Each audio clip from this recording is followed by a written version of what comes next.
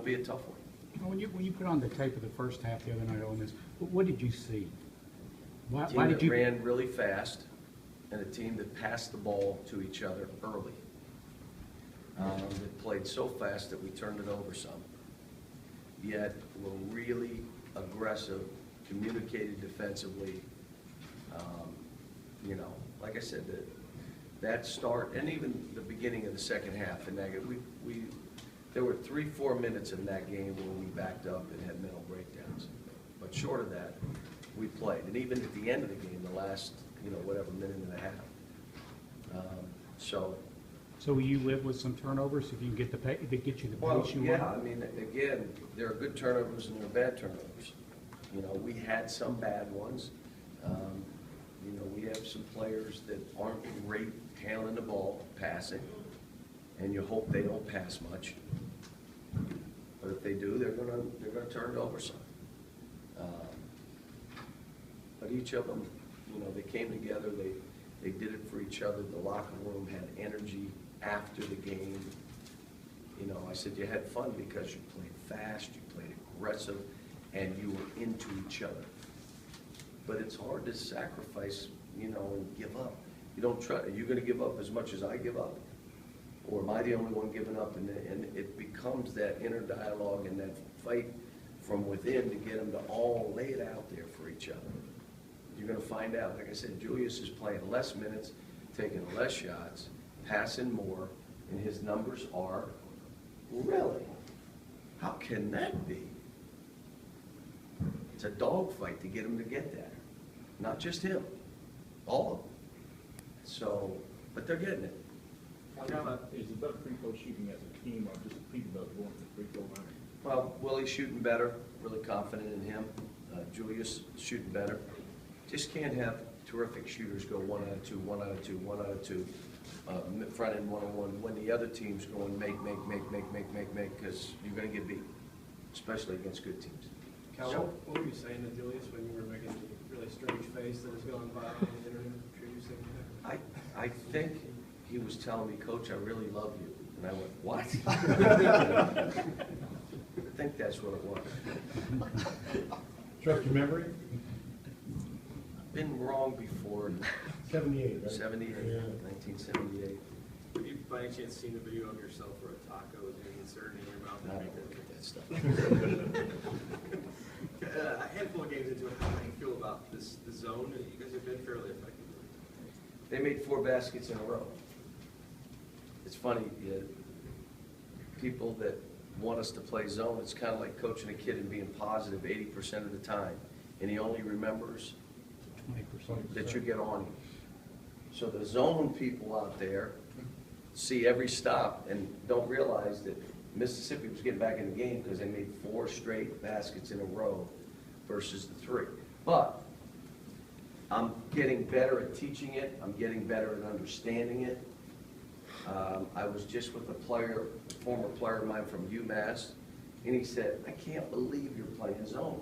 He said, we never worked against zone. I don't know how we scored against zone because we couldn't even put a zone in. I told him, stand around and put your arms up. And if someone goes by, you kind of switch. So, you know, this is a good, I'll tell you who's the best zone player I've seen. It's Aaron. He's like, I'm calling him the cat now. The team's laughing there. But I showed him on the tape, man, he's like a cat. And he goes out with his arm. But then you watch his brother, and he's not a cat. And I said, you won't believe this, Andrew. Your arm is as long as his arm. You could do the same. So, you know, I'll tell you who else is good in the zone, is Jerry. He's good in the zone. So, you know, it's helped us. I'm not arguing the point, but I do know this. Tony Barbie said to me, you're good in zone, coach, but when you switch everything, it's a one-on-one game. There's nothing else we can do.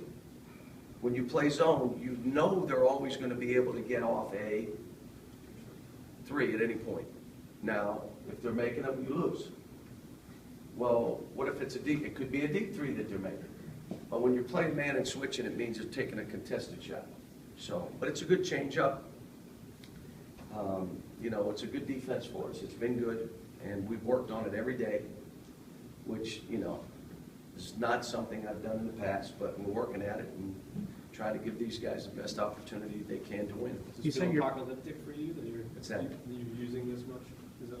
No, I would love to be a zone coach. I'm telling you. Tell me why. How much do you have to really prepare for it? Not against zone. How many things can you really do against zone? Screen the ball, high-low, 3 out, 4 out, for all you basketball bennies that have no idea what I'm talking about. There's not a whole lot you do against zone, and everybody does the same thing. 5 or 6 things you can do. You can't put a 6 guy out. You can't put guys standing in, I mean, there's 5 or 6 things. I would love to be a guy that could do that. That's just not me. But we're using it, it's been effective. If there was a game that I thought we'd have to play the whole game to play zone to win a game, I'd do it. When you If say you had you're- players for 2 years, would you do it? What was I that? said if you had your best players for 2 I, years, would you? I did think about ask, that? they're talking about it going to 2, and I've called to see if we could have that, you know, immediately. You say you're a better coach, zone coach.